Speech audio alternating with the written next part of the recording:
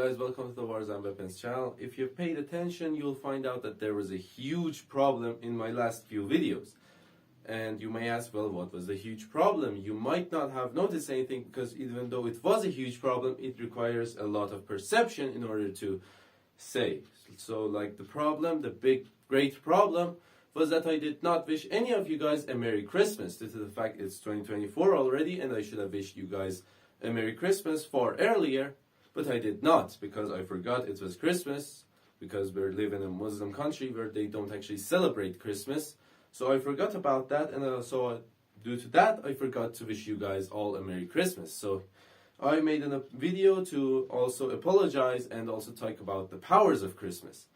So I'm going to apologize because I did not wish you guys a Merry Christmas. I wish you a great year because I feel like it's going to be a great year for me because my channel has already reached its goal of 100 subscribers within the first month of 2024. So I wish you guys also reach many of your goals within 2024. Anyway, so let's get on to the video. Now, I said in this video I'm going to talk about the powers of Christmas. You may think about what power can Christmas have? Like what magical power does it have? It actually has a power that none of us can understand. Its power is far beyond any of our understanding. If you go back to the history book and go to the years of World War I and go through the chapters of 1914, you will see a great part of it is about a Christmas truce. Now, a Christmas truce was basically two sides that used to fight and kill each other, just coming around and sometimes exchanging gifts, souvenirs, and sometimes even playing games such as football. Like I have a conversation with a soldier I shot in the chest. So imagine that, something like that. You have just shot up a soldier, 5 bullets in his feet, and he no longer has a leg, and then he comes by with something I don't know, I don't remember what these were called. He comes with something like that, and then you have a friendly conversation with him. That's basically the power of Christmas. It basically just destroys many of our wills to kill each other.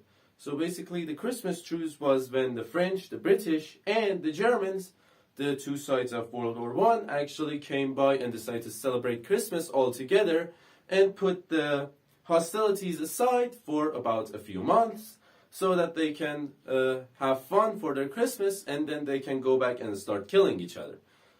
So the truce of the Christmas truce was not actually a main a decided truce. The governments did not accept it. It was unofficial.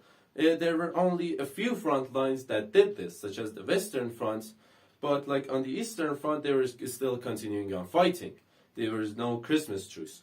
But on the Western side, they decided, some of them decided that let's just stop killing each other for about a month and then have some fun and then go back to killing each other. Now, a British philosopher, J.K. Chesterton, actually says a pretty great sentence about this.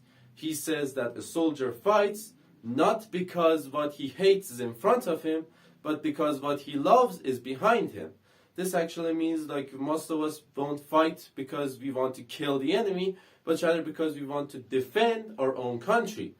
That's basically that's extremely true. If you go to Ukraine and then ask most of the soldiers over there, you will get mostly the answer if you go and ask them why do you keep fighting against Russians, they'll mostly say because we're trying to preserve and defend our country of Ukraine.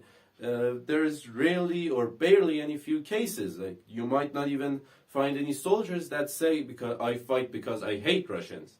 There might be one or two soldiers, but there is extremely rare to find someone that fights because he hates the enemy. Most of the soldiers fight because what they love is behind them and they want to preserve their own country. So that's basically what they did. They decided that we don't hate each other, we're just humans. We don't have to continue killing each other, so they continued on and they had a pretty great Christmas all along. Now, this did continue on for the years 1915 and 1916, but they were not as widespread as they were in 1914. Because in 1915 and 1916, the commanders, the generals, actually put a ban on the truces, meaning there were only a few commanders that would allow a Christmas truce to be placed in the front lines. Now that you understood the true powers of Christmas, make sure to give a Christmas gift by subscribing to the channel and ringing the war bell to be notified of the rest of the wars that occur on the channel later. Thank you for watching. Make sure to like the video and see you on the next video.